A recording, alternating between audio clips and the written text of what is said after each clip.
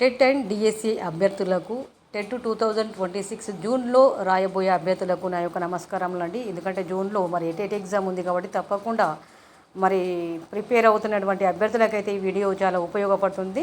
Video చూసి like చేయండి, subscribe చేయండి, మీ యొక్క అభిప్రాయాన్ని కామెంట్లో తెలియచేయండి.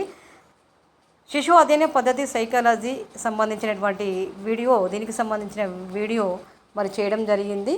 మరి ఇందులో శిశు అధ్యయన పద్ధతిలో 6 పద్ధతులు ఉంటాయి. Methods of studying of child behaviour అనేది పద్ధతుల గురించి మరి ఎక్స్ప్లెయిన్ చేయడం జరిగింది. అంతరీక్షణ పద్ధతి, ప్రయోగ పద్ధతి, పరిశీలన పద్ధతి, పరిపృచ్ఛ పద్ధతి, వ్యక్తి చరిత్ర అధ్యయన పద్ధతి, సర్వే పద్ధతి, ఈ 6 పద్ధతుల గురించి అయితే మరి చెప్పడం జరిగింది దీనికంటే ముందు వీడియోలో. మరి ఇందులో అంతరీక్షణ పద్ధతి గురించి అయితే ఎక్స్ప్లెయిన్ చేయడం జరిగింది. ఇప్పుడు రెండవది ప్రయోగ పద్ధతి అంటే ఎక్స్పెరిమెంటల్ మెథడ్ గురించి మరి ఇప్పుడు ఎక్స్ప్లెయిన్ చేయబోతున్నాను. తప్పకుండా చూసి లైక్ చేయండి, సబ్స్క్రైబ్ చేయండి.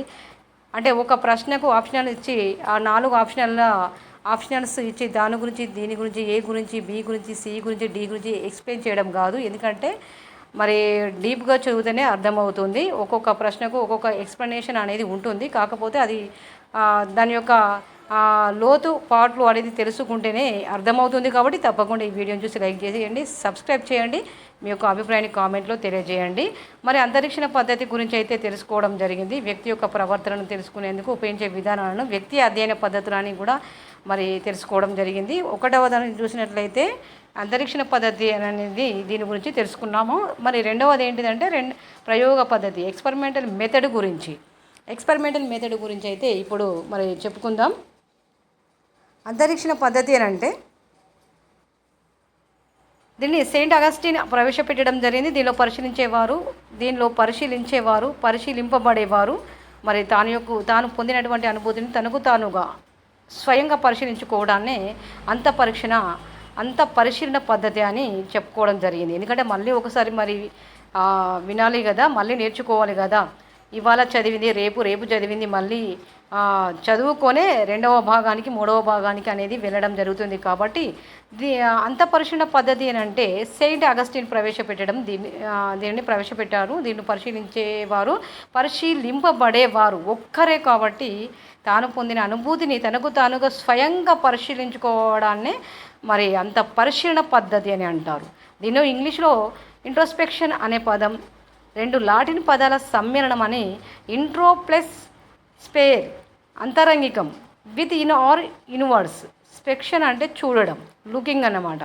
కాబట్టి 2 లాటిన్ పదాల సమ్మేళనమే మరి ఈ అంత పరిశీలన పద్ధతి అనేది ఏర్పడడం జరిగింది. ఇంట్రోస్పెక్షన్ అనేది ఇంగ్లీష్లో అంత పరీక్షను స్వీయ పరిశీలన అని కూడా అంటారు. ఎందుకంటే స్వయంగా తనకు తాను అనుభూతి అంటే తన అనుభూతిని స్వయంగా చెప్పుకోవడం జరిగింది. కాబట్టి తాను పొందిన అనుభూతిని స్వయంగా పరిశీలించుకోవడం జరిగింది. కాబట్టి పరిశీలింపబడేవారు ఒక్కరే. కాబట్టి మరి దీనిని స్వీయ పరిశీలన అంటారు. దీన్ని వుడ్వర్త్ ఏం చేశారంటే ప్రయోగశాలలో ఇద్దరు కలిసి తన ప్రయోగశాలలో మరి దీన్ని చేయడం జరిగింది. దీనిని టిష్నర్ కూడా బలపరచాడని చెప్పుకోవడం జరిగింది ముందు వీడియోలో. మరి ఇది పూర్తిగా ఆత్మాశ్రయుత అధికం గల పద్ధతి. ఎందుకంటే తనకు తాను స్వయంగా అనుభూతి పొంది మరి తనకు తానుగానే స్వయంగా చెప్పడం జరిగింది. కాబట్టి మరి దీన్ని ఆత్మాశ్రయుత అధికంగా గల పద్ధతి అని చెప్పడం జరుగుతుంది. దీనిని ఏ సమయంలోనైనా ఎప్పుడైనా ఉపయోగించవచ్చు. ఎందుకనంటే ఉదాహరణ చూసినట్లయితే నేను స్టేట్ ఫస్ట్ ర్యాంకు సాధించిన వ్యక్తి తన అనుభవాన్ని వివరించడం. అంటే తను చెప్తాడు నేను ఇట్లా స్టేట్ ఫస్ట్ ర్యాంకు సాధించాను అని తన అనుభూతిని చెప్పడం జరుగుతుంది. కాబట్టి అది ఎప్పుడైనా జరగవచ్చు, ఎప్పుడైనా చెప్పవచ్చు, ఎప్పుడైనా వివరించవచ్చు. కాబట్టి దీన్ని ఏ సమయంలోనైనా ఎప్పుడైనా ఉపయోగించవచ్చు అని మరి చెప్పడం జరుగుతుంది. లోపాలు చూసినట్లయితే దీనిలో వాస్తవాలు అనేది బహిర్గతం కావు. చిన్నపిల్లల, రోగులు, పశుపక్ష్యాదులు ప్రవర్తనను అధ్యయనం చేయలేం. కాబట్టి దీనిలో ఉండే అటువంటి వాస్తవాలు బహిర్గతం కావని దీని యొక్క లోపం అన్నమాట. ప్రయోగ పద్ధతి ఇప్పుడు అంతఃపరిశీలన పద్ధతి గురించి అయితే మరి తెలుసుకోవడం జరిగింది. కాబట్టి ఎక్స్పెరిమెంటల్ మెథడ్ గురించి అయితే మరి ఇప్పుడు తెలుసుకుందాం. ఎక్స్పెరిమెంటల్ మెథడ్ అంటే ఏంటిది? ఇది ఎక్స్పెరిమెంటల్ మెథడ్ అంటే ప్రయోగ పద్ధతి అంటే ఇది అత్యంత విశ్వసనీయత గల పద్ధతి. ఇందులోనే శాస్త్రీయమైనది కార్యకారక సంబంధాలు ఏర్పరచును, వస్తునిష్టత కలిగినది. ఈ మూడు కనుక తెలిసి ఉన్నట్లయితే మరి ఖచ్చితంగా ప్రయోగ పద్ధతికి ఆప్షన్స్ ప్రశ్న ఇచ్చి ఆప్షన్స్ ఇవ్వడం వల్ల త్వరగా గుర్తించడం అనేది ఆన్సర్ గుర్తించడం అనేది జరుగుతుంది ప్రయోగ పద్ధతికి. ఇది అత్యంత నియత గల పద్ధతి అన్నమాట. మరి ఇందులో చూసినట్లయితే శాస్త్రీయమైనది, కారక సంబంధాలు ఏర్పరచును, వస్తునిష్టత కలిగినది. ఇక ప్రయోగం అనగా ప్రవర్తనను కొలవటం. ప్రయోగం అంటే ఏంటిది? ప్రవర్తనను కొలవటం అన్నమాట. మరి ప్రయోక్త, ప్రయోజులు, ఉద్దీపన, ప్రతిస్పందనలు, స్వతంత్ర చరాలు ఇవన్నీ ఇవ్వడం జరిగింది. ఇవన్నీ కూడా మన టెట్ ఎగ్జామ్లో ప్రయోక్త అనగానేమి, ప్రయోజులు అనగానేమి అని, ప్రతిస్పందన అనగానేమి, స్వతంత్ర చరాలు, పరతంత్ర చరాలు అనగానేమి అనేది ప్రశ్న రావడం జరుగుతుంది. ఎందుకంటే అభ్యర్థి ప్రయోక్త అంటే తెలియనప్పుడు, ప్రయోజులు అంటే ఏమిటో తెలియనప్పుడు ఆ క్వశ్చన్కి అయితే ఆన్సర్ చేయలేకుండా ఉంటారు. కాబట్టి ఇది ఖచ్చితంగా మరి డీప్గా చదివితేనే అర్థమవుతుంది. ప్రయోగం అనగా ప్రవర్తనను కొలవడం. ఇందులో